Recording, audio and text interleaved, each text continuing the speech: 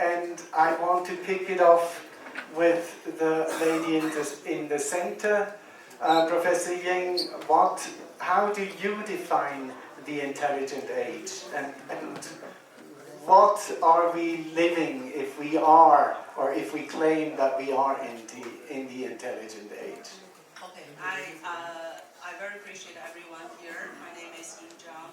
I run Singularity Academy in Switzerland. We are a newly set up online and offline university, and also the education transformer in the world, which means that you cannot see us as a traditional university. We actually not give standardized university like giving you a degree of let's say economics or management. We tailor-made with kids in education package, which means that we treat each student as our kid, and we design personalized design program vis-a-vis each student, which is very much costly, you can imagine. The question to me is about what is intelligence. We often talk about in our community, intelligence, you mean artificial intelligence or human intelligence. In the current stage, actually the fighting stage of artificial intelligence and human intelligence. If you walk on this street in Davos, you can see half of the workshop, also in the main Congress room, half of the workshops about how artificial intelligence intelligent. That can help us. And then on the other part of the workshop is mainly about how can we save our planet and treat our planet in the ethical way and in the sustainable way. So today we bring this intelligence age here for discussion. Especially we want to have all the women discussion because we believe that women are very much caring comparing to men. I'm not discriminating. I'm just trying to say the fact. It is also the study result that in this age of the fighting and the competition between these two kind of technology, because our brain is also very much technology advanced, much more than artificial intelligence. How can we treat it? The fundamental things we have to treat is how can we treat our next generation of talent. That's also the purpose of our education, purpose, motivation of our Singularity Academy. That we cannot put the intelligence underneath the brand, underneath the status, underneath the so-called that education reflects the status and the quality.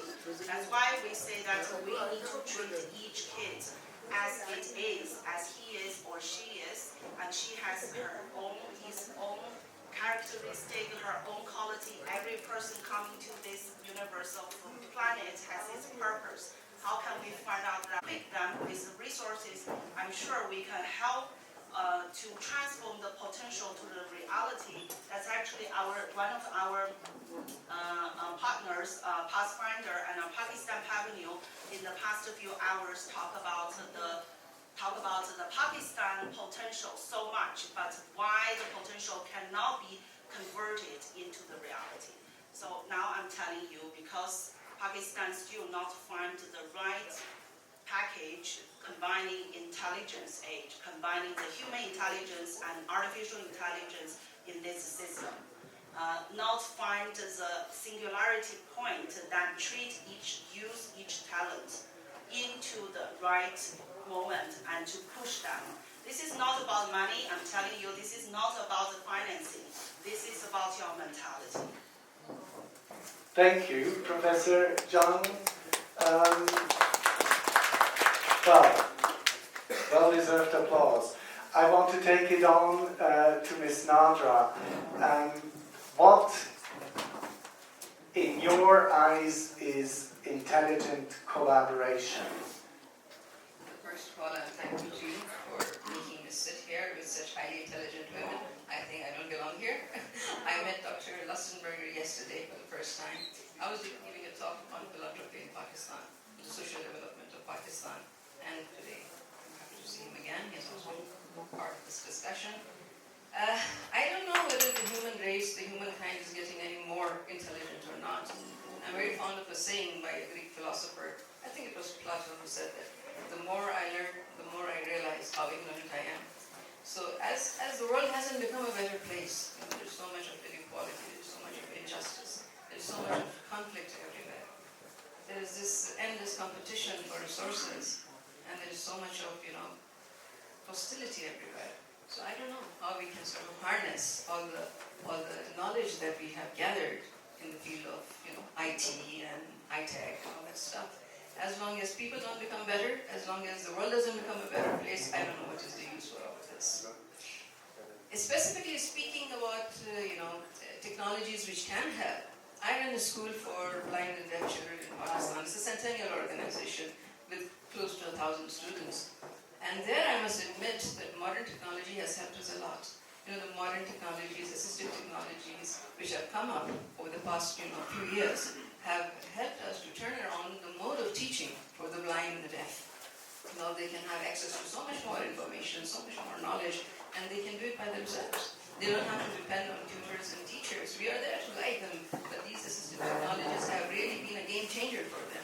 So yes, technologies such as this can help to make the world a better place. And this is one area in which I have got personal experience and know about it. I also run a center for molecular medicine and drug research at the Karachi University, which is the largest university in the province of Sindh, where I belong. And there also we use all the high-end technologies, and there we work for betterment of humankind, for providing better health services for our people. During the COVID pandemic, our center conducted the largest number of COVID tests in the province, and we were able to identify several hundred strains of COVID. So again, I saw technology working for the benefit of humankind over there. We have got a DNA forensic lab there. That's also doing excellent work. So these are areas where technology, modern technology, can help humankind. So these are briefly my views on this subject. Thank you. Thank you very much, Ms. Nada. So you passed on the mic to Professor Irene, and I will ask you. You are in the data world, so you're in the high-tech world. You can now give us your view about the, let's call it, combination of intelligence, maybe of human intelligence, and the combination of intelligent data, or how do you deal with data to make it look as if it were intelligent, and what is the impact then on the world? Hi, can you hear me? Hi, I'm Irene. I am for my sins, I am a professor at Warwick University, a fellow of College Cambridge, and also a fellow at Alan Turing Institute. So I guess I'm supposed to be able to know a bit more about data than a normal person. But let me tell you, in a previous life, I was also an investor and entrepreneur. But in the world where we think about data, there are two ways to think about data. The first way is to think about data from the way it's generated. You walk through the door, open your camera.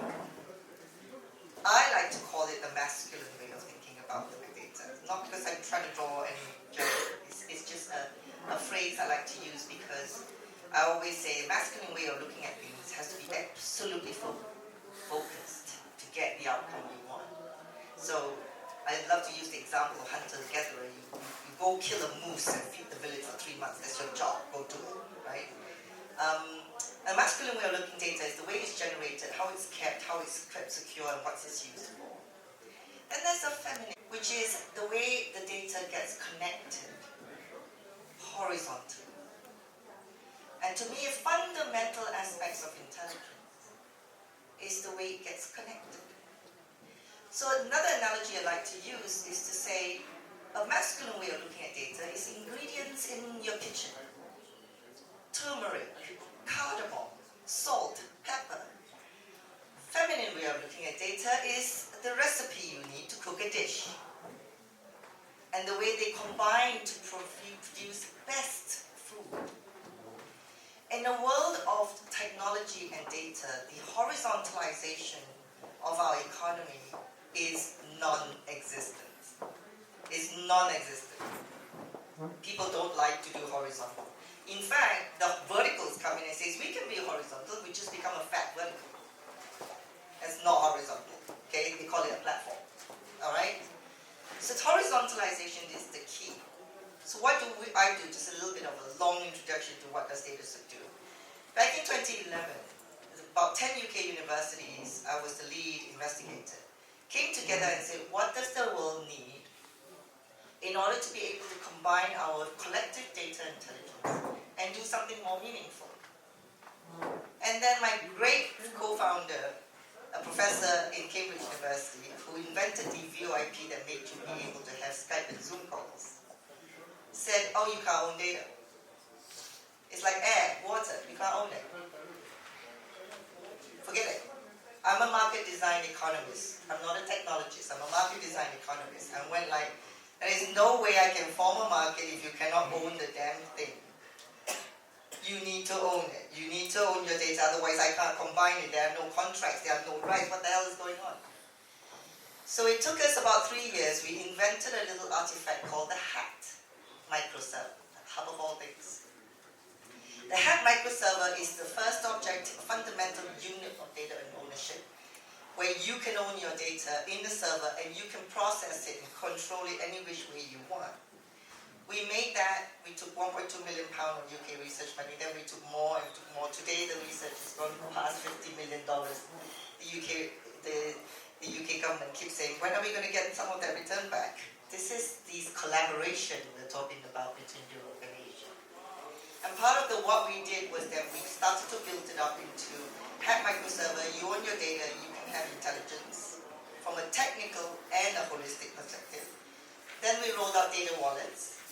And data wallets means you can be able to pull and push your information to whoever wants to be able to take it, either to fill a form, get your business card, or your health records verified from wherever the source is. That is what Dataswyft does, and I think it's in the name, Dataswyft. And that's what we've rolled out.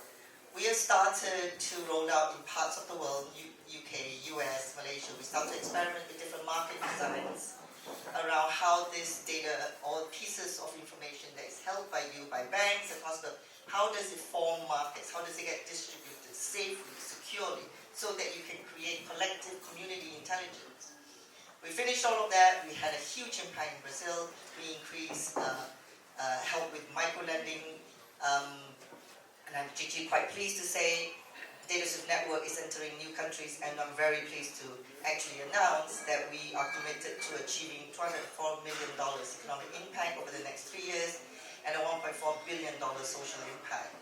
Because if you can be able to share a piece of information about yourself, like I can prove to you I'm above 21 because therefore I can go into a pub. I can prove to you I am in the lower 40% socioeconomic class. Please give me 50% of this meal. If I can prove all of that information, and these proofs are available in a government agency or in a company or in a bank, and if you have the proof, we become intelligent, our community and our society becomes intelligent, and we finally might just get more out of technology than we're currently getting. Thank you, Professor Irene. Very interesting. So, I come to think of myself, Ms. Gulnara, you are from Uzbekistan, which is at the crossroads of Asia and Europe. So you will be best to comment on how this collaboration works, where it should go, and where it could go. Please. Yes, indeed. Uzbekistan is on the crossroads of ancient Silk Road, which was connecting historically with caravans passing through Uzbekistan from China to Europe and backwards. So obviously, no need to say that Uzbekistan, when it was independent in 1991 from USSR, started really big reforms in economy, migrating from planning economy to the market economy, building the new institutions, currency, bank system, legal framework, etc., etc., etc.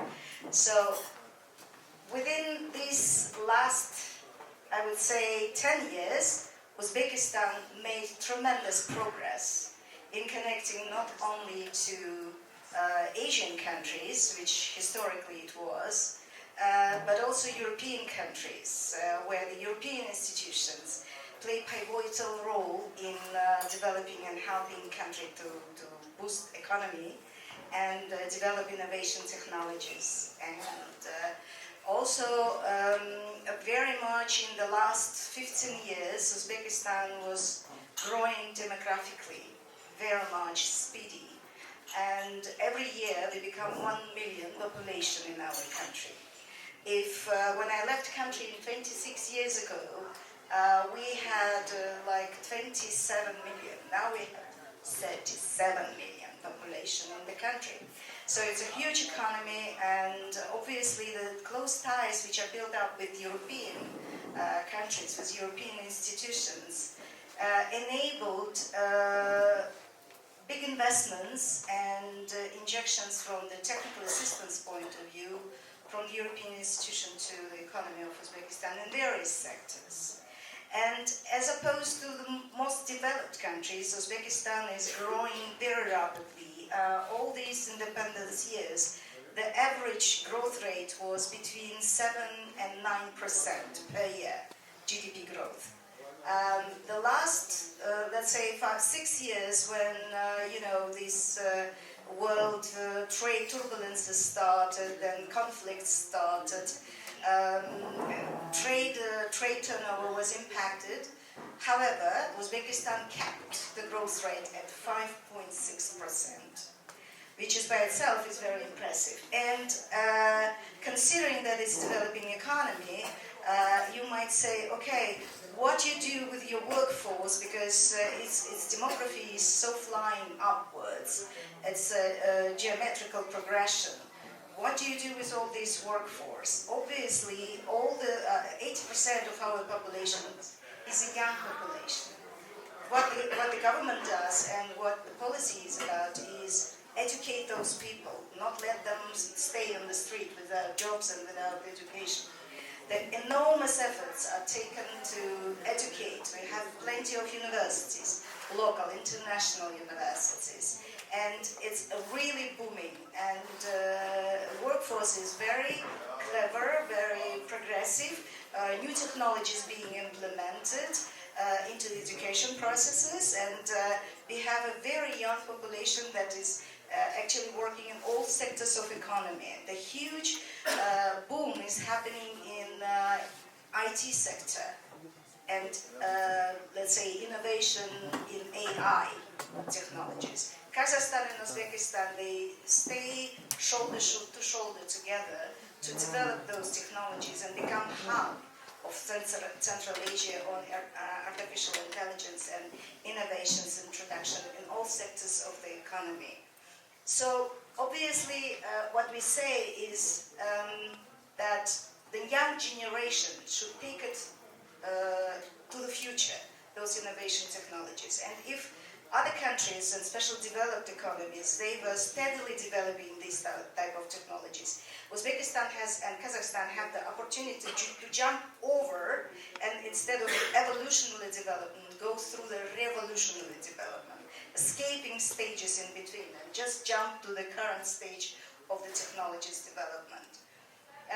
I can also say that Uzbekistan is very much multi-vectoral in terms of the connectivity with other economies and other countries, using plural opportunities in the huge region of Asia Pacific and Europe. Obviously, Uzbekistan is part of still CIS environment, and CIS countries, they created like Eurasia Union. Uzbekistan is observer in this platform. However, I think in the future that this will be more and more leaning towards CIS countries. Why? Because the market is the same, people have the same background. It used to be one country, one culture, everyone speaks international English and Russian language, so it's natural, let's say, magnitude between CIS and Uzbekistan, and trade turnover is biggest with Russia, Kazakhstan, and China. However, having said that, you will see that this multifactorial policy of the government enables really building synergies, and especially in innovation sectors, between Western countries, most developed countries, Asian countries who are on the edge of AI development, and they bring all that together to the benefit of Uzbekistan, that is in the middle of stance, Central Asia, but also creating synergy between neighbor countries. Thank you, Ms. Gulnara.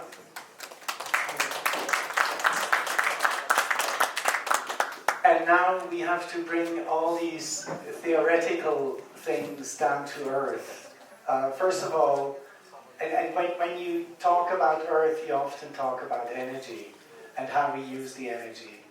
I think we should use the energy in a way that we do not blow up the planet, and we have to find alternate ways, because with the 3% of the energy of the world that we tap into, we're almost blowing up the planet. So will there be a time again when the scientists all look to Uzbekistan like in the old days when astrology was developed and mathematics were developed? Will there be a new age of high-end Uzbek leadership in science? Absolutely, the answer is yes. I can tell you that Uzbekistan is famous in terms of supporting other countries in developing their space programs or astronomy. They have one of the observatories left from the Soviet times, but still kept in a very good condition. And now it's being upgraded in these countries. Why? Because the market is the same, people have the same background. It used to be one country, one culture, everyone speaks international English and Russian language, so it's natural, let's say, magnitude between CIS and Uzbekistan, and trade turnover is biggest with Russia, Kazakhstan, and China. However, having said that, you will see that this multifactorial policy of the government enables really building synergies, and especially in innovation sectors, between Western countries, most developed countries, Asian countries who are on the edge of AI development, and they bring all that together to the benefit of Uzbekistan, that is in the middle of stance, Central Asia, but also creating synergy between neighbor countries. Thank you, Ms. Gulnara.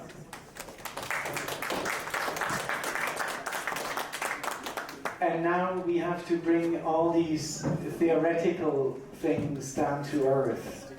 First of all, and when you talk about earth, you often talk about energy and how we use the energy. I think we should use the energy in a way that we do not blow up the planet, and we have to find alternate ways, because with the 3% of the energy of the world that we tap into, we're almost blowing up the planet. So we need ideas, and Audrey for me represents this kind of an intelligence, these kind of ideas, how you deal with energy, and show us the way we could go. Thank you, Urs, for this opportunity. I'm very honored to be at this all-female panel representing the industry in addition to academia and government. So I come from a background of, I was a trained architect, and about 10 years ago I decided that in order for the built environment to go into the next chapter, the way that we look at interconnectedness with the energy is an integral part to adding to my practice profession. So about in 2012, 2014, that base, when hydrogen was still bordering science fair project or on the cusp of commercialization, I made a career switch, jumping head into a startup company called Refire in 2015. And now this year we're going 10 years, and as of last month we're a Hong Kong Stock Exchange listed company, and currently we take about 40% of China's market in fuel cell and hydrogen mobility. And how did we achieve this? I'm sure some of us at various points in time have heard about this notion of hydrogen and it being a decarbonization pillar as we move forward, riding on the back end of the electrification, the renewable energy. And for some of us who are quite new to this concept, maybe I'll spend a few minutes just to give you some background. So hydrogen is one of the most abundant elements in the universe, and the way that we can look at it from energy perspective is that it can bridge space and time, producing from various sources, which result in different colors of hydrogen. But in terms of decarbonization, the world is leaning toward green hydrogen, which means that we can tap into the renewables and the suns and the solars and hydros, which are quite localized, quite dependent on your local resources, and storing that intermittent energy in a form of hydrogen. Battery storage system may be more familiar, but hydrogen, in addition to battery storage, has the advantage of having long-term possibility of storing. You can store your wind from the summer and using it in the wintertime. And that can be transported. The hydrogen can be transported in pipelines, in liquid form, in gaseous forms, and in solid forms, into a point where you need to use it. Whether it being your heavy-duty trucks, your passenger vehicles, or powering the lights in this building using a device called fuel cell. So the company or the industry that I represent produces hydrogen from the electrolysis process, so tapping into the renewables, and at the same time offering the product that converts hydrogen into electricity at the point of use.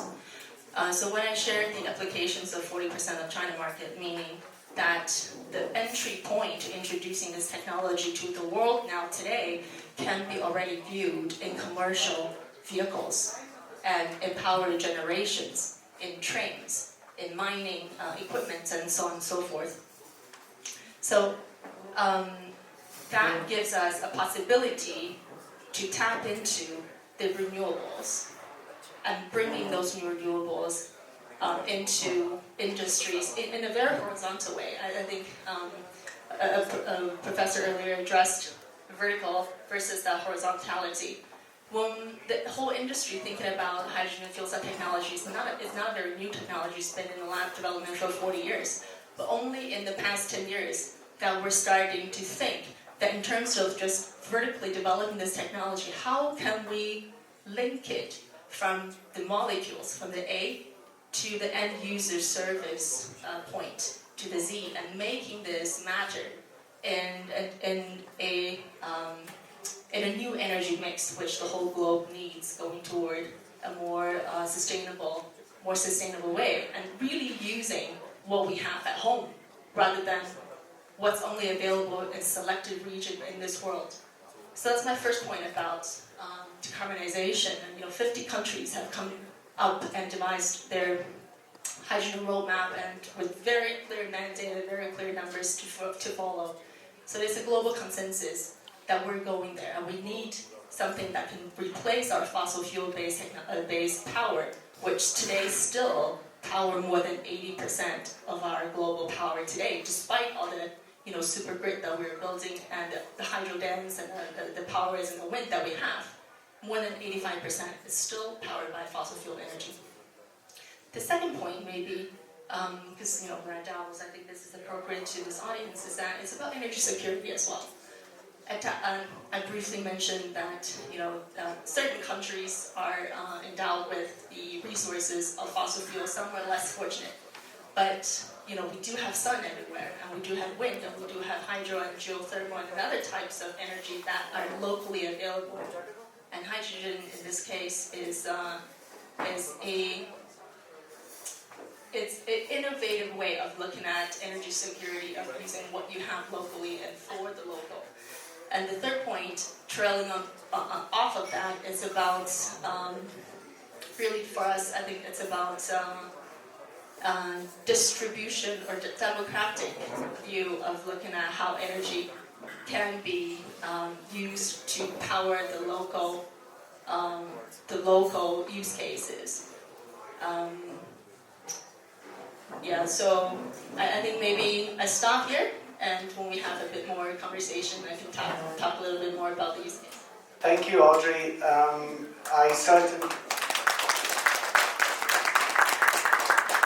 I certainly share your point of view that the world has to learn to use more intelligent ways of creating and spending energy. And we have been talking about this for a long time. So the world has a lot of potential. Not only Pakistan has a lot of potential. The world has a lot of potential. But there's more talk about it than use of it. And I think there we need to become a little bit more intelligent. Now, as all the panelists have had their first initial speech, I will open the floor to the audience. In case you have any specific questions, please let me know. In the meantime, I will still bother the panelists myself, but feel free to raise your hands and direct questions at them. Ms. Nadira, one of the conundrums that Pakistan is certainly going through is that you get advice from everybody. You know, you get advice from me, you get advice from the BEF, you get advice from the UN on how you should run your country. I want to get advice from you. What can Europe benefit from the inherent intelligence of Pakistan? What would you focus on to tell us? What can we learn? First of all, I agree with what you said yesterday. In your talk, you said that you shouldn't be coming to Davos and asking the Swiss person what needs to be done in Pakistan. You know? We live there, we know what the issues are, and we are the best judge of the situation. So we should be working out our own solutions. And the most important thing that we should keep in mind is our national interest at all times. That should be the paramount, guideline for us. The national interest of Pakistan come before everything else. So whatever we do in terms of our, tackling our problems, we need to keep our national interests, above everything else. And yes, there's plenty of room for collaboration and cooperation with Europe, with US, with the rest of the world, because progress is possible only through collaboration, and especially in the field of science, we have seen that science is always a collaborative effort. People work together and then they achieve. And if the objectives are for the betterment of humanity, then this should be the way forward. There's plenty that we can learn from Europe. The habits of hard work, their dedication, their work ethics, these are wonderful things, And I think that we should try to learn from them in this context. And Pakistan has got a rich culture, rich history. We have an ancient civilization there. And we can also, contribute towards European understanding of the region and our problems. And yes, together, we can overcome problems and issues. Thank you, Ms. Nadira. Have you seen anywhere in the world, in governance, artificial intelligence being played? Have you seen one member of parliament across the globe being replaced by artificial intelligence? And until we do that, we will not progress progressively. You will have roadblocks after roadblocks. I love your question. This is the thing that I always love to answer, right? The fundamental belief of AI is that it will replace jobs. No, it doesn't. Just make it very clear, it doesn't. Why does it not? Because it was never meant to. It was meant to amplify. It was never meant to reduce. It's a technology for amplification. So you want more value out of it, not cost efficiency out of it. Yes, the first case of any use of tech is always cost efficiency. You had TV when you got radio. Look, now my TV has this moving part. Guess what's the first thing they show? A bunch of radio people reading off with a video, right? And to do it cheaply. But all technology starts with cost efficiency. But its fundamental premise of AI and what it's asking for is amplification. What does it amplify? It amplifies human beings. That's what it does. Not that you lose your job, but you can take 3 jobs. Not that these 3 jobs are reducing these other 3 jobs, but because this company is now growing its market, that he can now hire 30 more people.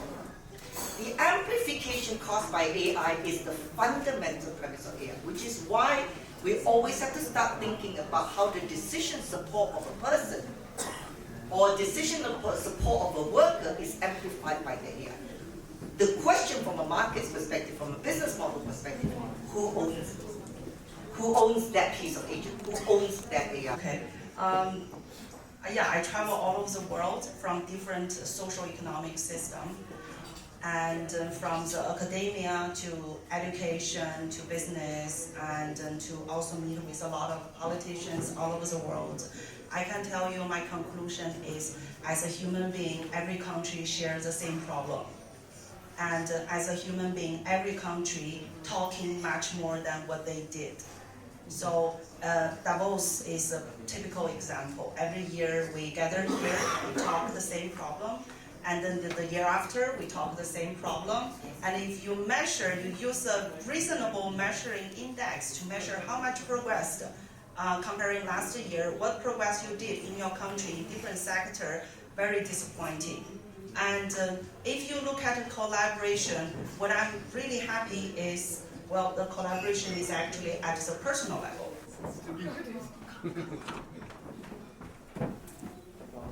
Here, please. 1, 2, 3. Thank you. Thank you. Thank you. Thank you very much, everyone. Thank you. Thank you, everyone. See you next time. Amazing. Absolutely amazing.